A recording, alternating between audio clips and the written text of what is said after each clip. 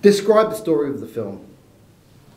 The story of the film is, I guess it's told from the eyes of a young boy as he's, over the course of 1 year of his life, from 11 to, starts with his 11th birthday and ends on his 12th birthday.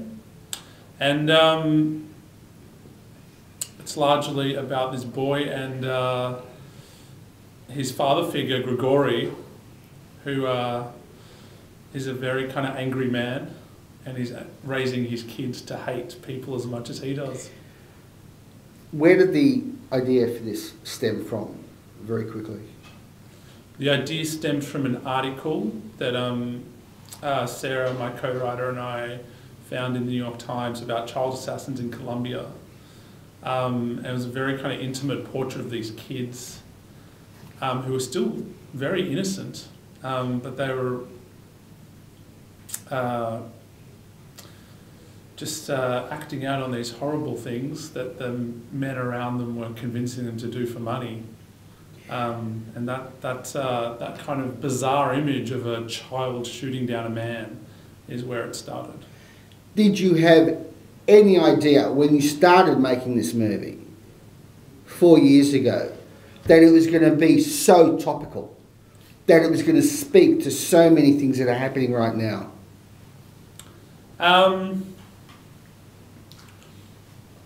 We felt in a way that it was a timeless story, but even back then, 4 years ago, the topical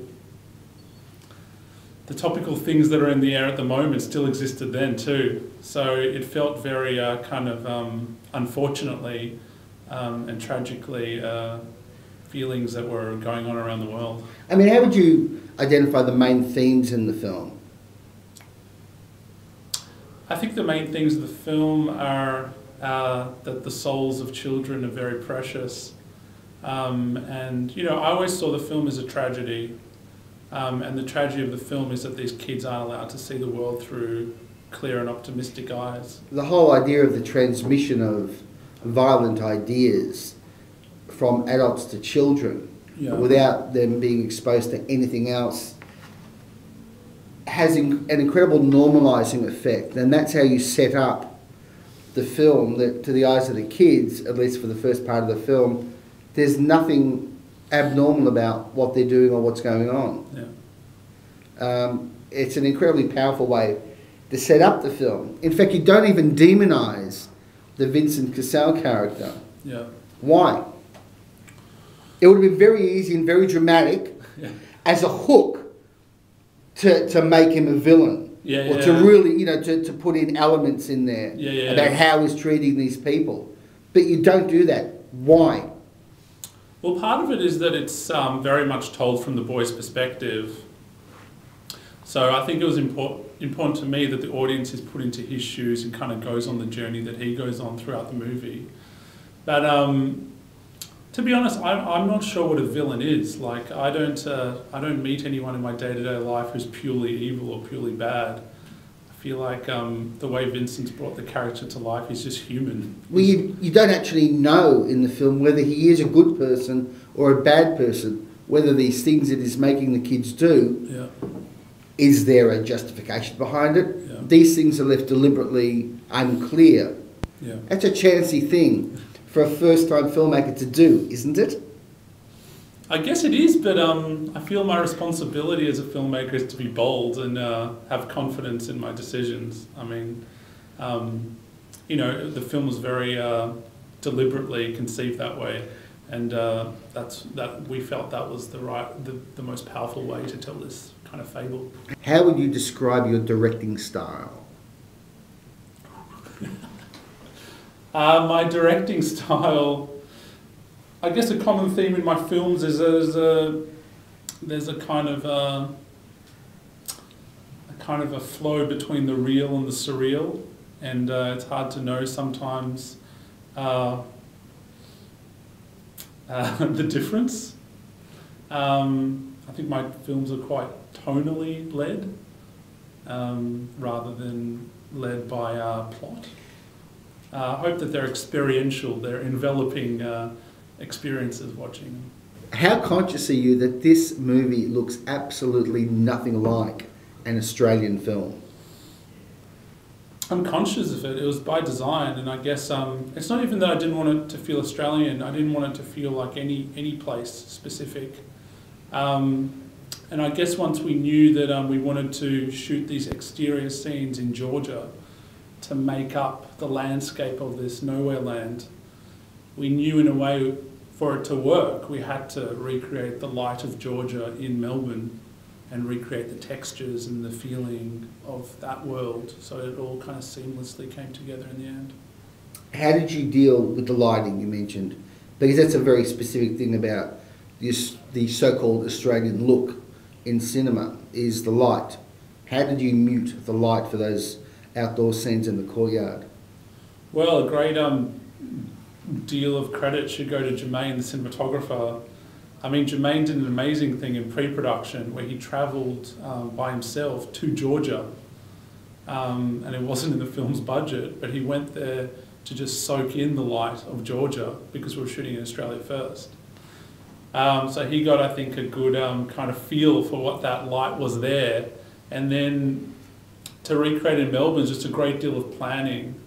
And, you know, Germain kind of knew seamlessly where the light would be in that courtyard. It's a very kind of intimate environment. And we scheduled it around making sure we shot at the right times of day. God bless you for holding shots, for your love of drifting camera work, of not cutting every second or second and a half. Mate, where does that come from? Who's influencing you? It's such a beautiful, classical, old school style. Yeah. Where's that come from?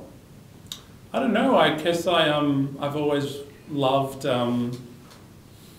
cinema like that, where it kind of allows you to kind of exist in the world, and kind of has confidence in the storytelling that you don't need to hop around and kind of make it more kind of fast paced than what it needs to be.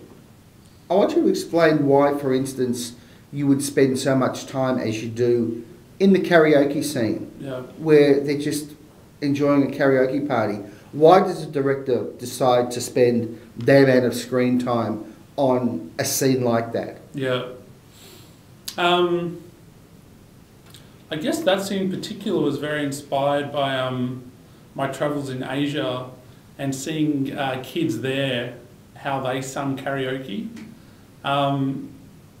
They, you know, for them it's not at all what my understanding of karaoke is, which is like usually a drunken, ridiculous, silly thing to do. But for them it was this true expression of their feelings.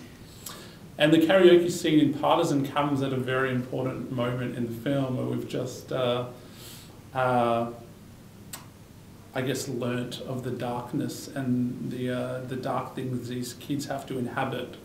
And I liked kind of the idea of sitting in the song and seeing that expression come out through a full song. Now, you spend 90 minutes building the story and showing this young boy growing his own moral conscience, which goes against what Gregori wants, which is to dominate what they think and how they think. You end the film on a deliberately ambiguous note. Why does a director, having built the story and sending it in a particular direction, do that? Well, to be honest, ever since we wrote the first draft of the script, that was always the ending. So that final shot of the film was always the way we wanted to end it. No arguing in the editing room. Oh, you got to show this. No? Didn't have it. Didn't shoot it. Didn't write it. So it was always conceived that from the very first draft. The reason we did that was we felt that the film was very cyclical. It's all about these cycles. And that moment where we end is the very natural end of one cycle and the beginning of the next. Does it help having a clear, agreed upon ending to a film in the making of the movie? That everyone is working towards that one moment? I mean, it helps me for sure, because especially for this film, it literally is leading up to that moment. So I'm personally, I just can't stand movies that like end 3 times and just like don't have the guts to just kind of wrap things up. Or come out on DVD with, here are the 14 versions that we sent to committee, and these are the notes that came back, none of that. Exactly. Now, what's been your experience with this film overseas? Well, it's a little limited because it's still very early days, but we premiered at Sundance, and the American audiences were amazing. They really kind of embraced the world of the film, and I think the beautiful thing for me was they really connected with the main character, Alexander, who is the hero of the film. I had kind of worries that Vincent and Gregori would overshadow his performance, but it was really kind of pleasing to see audiences react to him. And, I think a lot of people really were enveloped by the world. They found it quite tense, and some people love the mysteries of the film, some people don't. But that's the same with my short films. What's the takeaway that you want audiences to walk out of the theatre with after seeing the film? I hope that the film, I know that the film throws them into an extreme environment with characters who are pretty extreme in their beliefs. But I hope that there's something kind of human that they connect with. And I hope that it's designed to leave the audience room to think for themselves. It is a very seductive way that you portray this. People are calling it a cult. It doesn't even feel like a cult because it's so warm and familial, and he's such a likeable character. Yeah, and we weren't actually inspired by cults at all. Like, to me, cults are kind of usually have religious undertones and drugs, abuse, and there's none of that in the movie. You initially had Oscar Isaac lined up for this, and you ended up with Vincent Cassel. Yeah. You're a first-time filmmaker from Melbourne. Yeah. And you actually landed these actors. How did you manage to get such A-list actors interested in this film? Well, I guess it starts by writing a role that you think is going to be a cool role for actors to play, a juicy role. And I was pretty confident that Gregori was that. And then it's just harassment. You've got to harass these guys because you've got to hustle. You've got to hustle. Because the fact of the matter is they've got teams of people around them. They've got firewalls to protect them from me. So, you just got to kind of push them until they read it. And luckily with those 2 actors, when they read it, they really connected to the story. What's your opinion, observation, feeling about the Australian film industry as it is right now? I think it's a really exciting time in Australian cinema. I think, I've had the good fortune of being able to travel a bit with my movies over the last couple of years, and one thing I've noticed is that global cinephiles are just so excited about what's coming out of Australia at the moment. Unfortunately, it seems way more excited than Australian cinema goers are, which is a bit sad, because I think for such a small country, such a small industry, we're making some incredible movies. Mate, every young filmmaker, actor, director, producer says that to me. Yeah. Why? Is it cultural cringe still? Maybe people feel like they were burned a bit in the past, but I feel like the crop of Australian films coming out now, they're really exciting, and they're really fresh, and they're entertaining, and they're universal. They're uniquely Australian, some of them, but I still think they kind of are universal in their appeal.